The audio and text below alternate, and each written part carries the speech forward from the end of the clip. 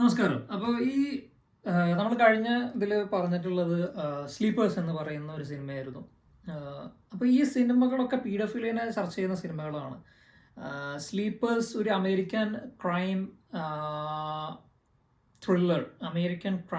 Thriller എന്ന് പറയുന്ന ഒരു ത്രില്ലർ ഡ്രാമ എന്നൊക്കെ പറയുന്ന ഒരു കാറ്റഗറൈസേഷൻ ചെയ്തപ്പെട്ടിട്ടുള്ള ഒരു സിനിമയാണ്.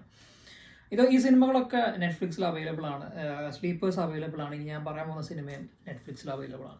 അപ്പോൾ ഇന്ന് നമ്മൾ ചർച്ച ചെയ്യാൻ പോകുന്ന സിനിമയുടെ പേരെന്ന് പറയുന്നത് മിസ്റ്റിക് റിവർ എന്ന് പറയുന്ന ഒരു സിനിമയാണ്. Neo noir mystic drama, neo noir mystery thriller, mystery drama എന്നൊക്കെ പറഞ്ഞ് ഒരു കാറ്റഗറൈസ് ചെയ്തിട്ടുള്ള ഒരു സിനിമയാണ് മിസ്റ്റിക് റിവർ എന്ന് പറയുന്ന സിനിമ. അപ്പോൾ ഈ മിസ്റ്റിക് റിവർ റിലീസ് ചെയ്തത് 2003 പ്രധാന കഥാപാത്രമായിട്ട് വരുന്നത് ഷീൻ പെൻ എന്ന് പറയുന്ന ഒരു ഹോളിവുഡിൽ അറിയപ്പെടുന്ന ഒരു നടനാണ്. അതുകൂടാതെ കെവിൻ ബേക്കൺ, നേരത്തെ സിനിമയിലുള്ള വില്ലൻ തന്നെയാണ് ഈ സിനിമയിൽ ഒരു പ്രധാന കഥാപാത്രമായിട്ട് വന്നിട്ടുള്ളത്. അങ്ങനെ പിന്നീട് ടിം റോബിൻസ് എന്ന് പറയുന്ന ആളും പ്രധാന കഥാപാത്രമായി വരുന്നുണ്ട്. ക്ലിന്റ് ഈസ്റ്റ്വുഡ് എന്ന് പറയുന്ന ഒരു ഫേമസ് ആയിട്ടുള്ള സംവിധായകനാണ് ഇത് ഡയറക്റ്റ് ചെയ്തിട്ടുള്ളത്. ഹോളിവുഡിലുള്ള നെറ്റ്ഫ്ലിക്സിൽ അവൈലബിൾ ആണ് ഈ സിനിമ. അപ്പോൾ നിയോനോയർ എന്ന് പറയുന്ന ഒരു കാറ്റഗറിയിൽ വരുന്ന ഒരു സിനിമയാണ്. നിയോനോയർ എന്ന് പറയുമ്പോൾ ഒരു ന്യൂ വേവ് മൂവ്മെന്റ് എന്നൊക്കെ പറയാൻ പറ്റുന്ന രീതിയിലുള്ള ഒരു ന്യൂ വേവ് ഓഫ് മൂവീസിൽ പെടുന്ന ഒരു സിനിമയാണ്. അതായത് ഒരു ട്രഡീഷണൽ സിനിമ ജോൺറയിൽ പെടുത്താൻ പറ്റാത്ത, ട്രഡീഷണൽ മൂവി ജോൺറയിൽ പെടുത്താൻ പറ്റാത്ത സിനിമകളാണ് നമ്മൾ നിയോനോയർ എന്ന് പറയാറുള്ളത്. അപ്പോൾ ഈ സിനിമയും പീഡോഫിലിയായിട്ട് ബന്ധപ്പെടുത്തിയിട്ടുള്ളൊരു സിനിമയാണ്. ഈ സിനിമയും ആസ്വാദനം എന്നുള്ള രീതിയിൽ കാണാൻ പറ്റുന്ന സിനിമയല്ല, മറിച്ച് സമുദായത്തിലുള്ള കുട്ടികളോട് കാണിക്കുന്ന കാര്യങ്ങളായിട്ട് ബന്ധപ്പെടുത്തിയിട്ടുള്ള, പീഡോഫിലിയായിട്ട് ബന്ധപ്പെടുത്തിയിട്ടുള്ള സിനിമയാണ്. അപ്പോൾ സിനിമ തുടങ്ങുന്നത് Sean Penn, Kevin Bacon, Tim Robbins, ഇവർ മൂന്നാൾക്കാരും കൂടി ഒരു സ്ഥലത്ത് കളിച്ചുകൊണ്ടിരിക്കുകയാണ്.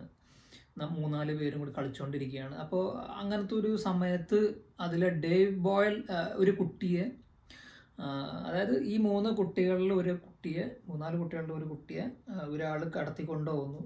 അയാൾ ഈ കുട്ടിയെ സെക്സ്വൽ അബ്യൂസിന് വിധേയമാക്കുന്നു. അങ്ങനെ കുറച്ച് വർഷങ്ങൾ സെക്സ്വൽ അബ്യൂസിന് വിധേയമാക്കിയിട്ട് അവിടെ നിന്ന് രക്ഷപ്പെടുകയാണ് ഈ കുട്ടി. എന്നിട്ടാണ് പിന്നെ സമുദായത്തിലോട്ട് വരുന്നത്.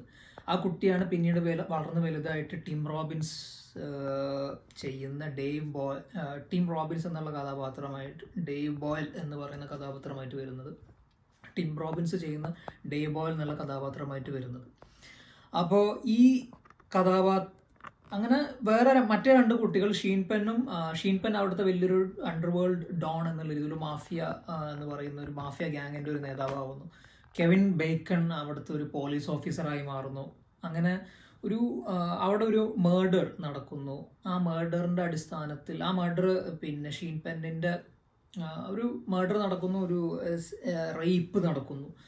അപ്പം ആ റേപ്പും മേർഡർ നടക്കുന്നത് ഈ ഷീൻ പെന്നിൻ്റെ മാഫിയ ഫാമിലിയിലുള്ള ക്രൈം ഫാമിലീൻ്റെ സ്ത്രീകളോടാണ് നടക്കുന്നത്. അപ്പോൾ അങ്ങനെ ഒരു ഭാഗത്തു കൂടി കെവിൻ ബേക്കൺ, അവിടുത്തെ പോലീസ് ഓഫീസറിലെ കെവിൻ ബേക്കൺ ഇതിനെ അന്വേഷിക്കുന്നു. മറുഭാഗത്ത് കൂടി ഷീൻ പെൻ അദ്ദേഹത്തിൻ്റെ അണ്ടർവേൾഡ് ഇൻഫ്ലുവൻസ് കൊണ്ട് ഇതിനെ അന്വേഷിക്കുകയാണ്.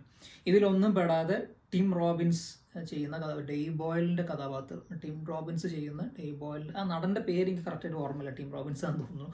അദ്ദേഹം ചെയ്യുന്ന കഥാപാത്രമാണ് ഡേവ് ബോയിൽ. അപ്പോൾ ഈ കഥാപാത്രം അവിടെ ആ ട്രോമയുമായിട്ട് ഒരു ഭാര്യയും മകളുമായിട്ട് ജീവിക്കുകയാണ്. അപ്പോൾ അവസാനം തിരിഞ്ഞ് ഈ കെവിൻ ബേക്കൻ്റെ പോലീസ് ഓഫീസർ കഥാപാത്രവും ഷീൻ പെന്നിൻ്റെ മാഫിയ കഥാപാത്രവും കൂടി അവരുടെ അന്വേഷണത്തിൽ ഡേവ് ബോയിലിന്, അതായത് ഡേവ് ബോയിൽ എന്ന് പറയുന്ന കഥാപാത്രത്തിന്, ടിം റോബിൻസൺ ചെയ്യുന്ന കഥാപാത്രത്തിന് ഈ ഒരു റേപ്പ് മർഡറായിട്ട് ഒരു ബന്ധമുണ്ട് എന്നുള്ള രീതിയിലോട്ട് എത്തിപ്പെടുക. അങ്ങനെ Sean Penn is a mafia king as always. he takes law into his own hands. അപ്പോൾ ഇദ്ദേഹം ഡേവ് ബോയിലിനെ പിടിക്കുന്നു. ഡേവ് ബോയിലിനെ പിടിച്ചുകൊണ്ട് നീ അവളെ റേപ്പ് ചെയ്തോ, നീയല്ലേ കൊന്നത് എന്ന് ചോദിക്കുകയാണ് ടീം റോബിൻസിനോട്. ടീം റോബിൻസ് അപ്പോൾ ഒരു ടിം റോബിൻസ് ചെയ്യുന്ന റോളിൻ്റെ പ്രത്യേകത എന്ന് പറയുന്നത് അദ്ദേഹം ചെറുപ്പത്തിൽ അനുഭവിച്ചിട്ടുള്ള ആ റേപ്പ് കാരണം, ആ ഒരു സെക്സ്വൽ അബ്യൂസ് കാരണം, അത് ജീവിതകാലം മൊത്തം ആ ഒരു ട്രോമ പുള്ളിക്കാരന് ഫോളോ ചെയ്തുകൊണ്ടിരിക്കുകയാണ്. അപ്പോൾ ഈ ചോദ്യം ചെയ്യലിൻ്റെ ഇടയിൽ പുള്ളിക്കാരൻ എന്താണ് ആ സമയത്ത് സംഭവിച്ചത് പുള്ളിക്കാരൻ മനസ്സിലാവണില്ല. അപ്പോൾ എങ്ങനെ ഈ കേസുമായിട്ട് ബന്ധപ്പെട്ട് കിടക്കുന്നു. അപ്പോൾ ഈ പുള്ളിക്കാരനെ കൊണ്ട് ചോദ്യം ചെയ്യുന്ന സമയത്ത് പുള്ളിക്കാരൻ അറിയാതെ പറഞ്ഞുവാണ് ഞാനാണ് കൊന്നത് എന്നുള്ളത്. കാരണം പുള്ളിക്കാരൻ ആ ഒരു എങ്ങനെയാണ് ഈ സീനുമായിട്ട് പുള്ളിക്കാരൻ ബന്ധപ്പെട്ട് കിടക്കുന്നത് പുള്ളിക്കാരൻ തന്നെ അറിയില്ല. അപ്പോൾ നമ്മളൊക്കെ വിചാരിക്കും അവസാനം ഇയാളാണ് ഇതിന് കാരണമെന്ന്. അവസാനം എന്നിട്ട് ഇയാളെ കൊല്ലുന്നു. ഷീൻപെൻ ഇയാളെ കൊന്നിട്ട് കടലിലോട്ട് എറിയുന്നു. അതിനുശേഷം ആ സിനിമയിൽ കാണിക്കുന്നുണ്ട് എന്താണ് ശരിക്കും സംഭവിച്ചതെന്ന്. വേറെ കുറച്ച് പേരാണ് പിന്നെ ഈ പെൺകുട്ടിയെ പിടിച്ചുകൊണ്ട് റേപ്പ് ചെയ്തത്. ആ പെൺകുട്ടി രക്ഷിക്കാൻ നോക്കുകയായിരുന്നു. ഡേവ് ബോയിൽ രക്ഷിക്കാൻ നോക്കുന്നതിൻ്റെ ഇടയിൽ ആ കുട്ടി മരിച്ചു വീഴുകയാണ് ചെയ്തത്. അപ്പോൾ ആ കുട്ടി റേപ്പ് ചെയ്തപ്പെടുന്ന കാണുമ്പോൾ ഡേവ്